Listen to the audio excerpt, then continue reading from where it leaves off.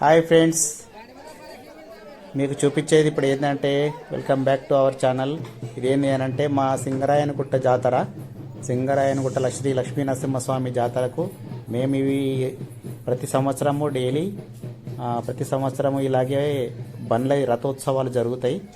ఇలా రథోత్సవాలకి మా గ్రామ ప్రజలందరూ ఒక్కొక్క కులానికి ఒక్కొక్క బండి కడతారన్నట్టు. బండి అంటే రథం అన్నట్టు, దీన్ని రథం అంటారు. అంటే రథం అయిపోతుంది అన్నట్టు, ఇది రథం కడతారన్నట్టు. అంటే దీన్ని డెకరేషన్ చేస్తారు దేవునికి.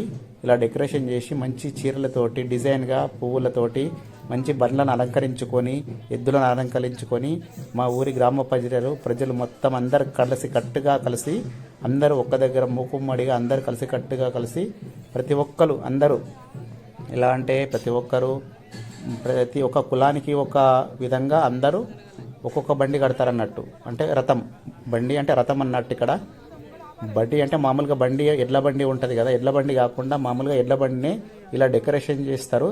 దీని అక్కడ దేవుని చుట్టూ దింపడానికి రథం అన్నట్టు, రథాన్ని దింపుతారు అన్నట్టు. దేవుని చుట్టూ దింపడానికి ఇది రథం అన్నట్టు, అలా దింపుతారన్నమాట. అంటే ఐదు చుట్లు తిరగాలి, దేవుని చుట్టూ 5 చుట్లు తిరగాలి.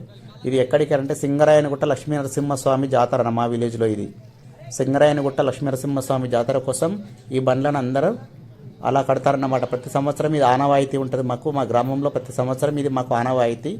ఆ ఆనవాయితీ ప్రకారంగానే ఇలా బండ్లు కట్టాలి. ప్రతి ఒక్కరు అందరూ సహకారాలతోటి మంచి కలిసికట్టుగా అందరూ ఎల్లవేళలా అందరు కలిసికట్టుగా ఒక దగ్గర ముక్కుమ్మడిగా చేర్చుకొని ఎలాంటి లొల్లులు కానీ ఎలాంటి ఆర్భాటాలు లేకుండా చాలా ఎంజాయ్గా అందరు హ్యాపీగా వెళ్తారన్నమాట. ఎలాంటి విధమైన జరగకుండా క్లియర్గా వెళ్తారన్నమాట. అంత సూపర్గా ఉంటుంది. ఒకసారి మీరు చూడండి, మొత్తం టోటల్గా చూడండి, స్కిప్ చేయకుండా వీడియో చూడండి, మీకు పూర్తిగా అర్థమవుతుంది. ఇది ఆల్రెడీ అంటే ఒక వరుసలో పెడుతున్నారు, ఒక వరుసగా పెడుతున్నారు అన్నమాట. ఈ బండ్లను మా విలేజ్లో ఇప్పుడు ఒక వరుసగా పెట్టిన తర్వాత అదే వరుసల నుంచి అక్కడే టెంపుల్ దాకా వెళ్తాయి అన్నమాట. టెంపుల్ దాకా అక్కడ దాకా వెళ్తాయి అన్నమాట. ఇట్లా చిన్నగా వెళ్తాయి అన్నమాట. ఒక 1 by 1 ఒకటి అట్లే వెళ్తాయి అన్నమాట. ఇక్కడ ఇది చిన్న బండి ఉందిగా, దీన్ని కొల్లారు బండి అంటారు. ఇది కొల్లారు బండి అంటారు దీన్ని. చిన్న పిల్లలు పట్టుకుంటారు చూడండి, కొల్లారు బండి. ఇట్లా ఎంత మంచిగా డెకరేషన్ చేసుకున్నారు చూడండి పిల్లలు. ఇక్కడ మంచి బెలూన్స్ పెట్టి మంచి డెకరేషన్ చేసుకున్నారు, సూపర్గా హైలైట్గా ఉండేటట్టు. అట్లా ఎందుకు అని అంటే కొంచెం చూస్తే ఆకట్టుకునే ఆకర్షణీయ విధంగా ఉండాలనే ఉద్దేశంతో అలా చేసుకుంటారన్నమాట. ఎవరికి తోచిన కాడికి వాళ్ళు అట్లా చేస్తుంటారు. మంచిగా అందరూ గ్రామ ప్రజలు పెద్దలు అందరు కలిసి మంచి ఆర్భాటాలతో చేస్తారు.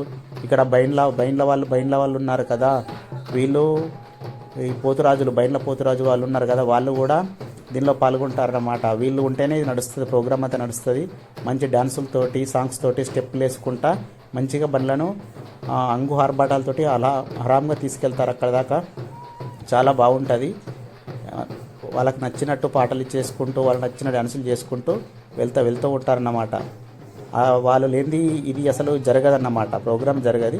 ఖచ్చితంగా వాళ్ళు ఉండాలి ఇక్కడ ప్రోగ్రాంలో ఉంటారు. అందరు గ్రామ ప్రజలందరూ మూకుమ్మడిగా ఏకతాటిగా అందరు కలిసికట్టుగా ఈ రథాలను స్వామివారి దగ్గరికి, ఆ టెంపుల్ దగ్గరికి తీసుకెళ్ళి అక్కడ 5 చుట్లు 5 రౌండ్లు వేయడానికి తీసుకెళ్తారన్నమాట. అందరు కలిసికట్టుగా వెళ్తారు.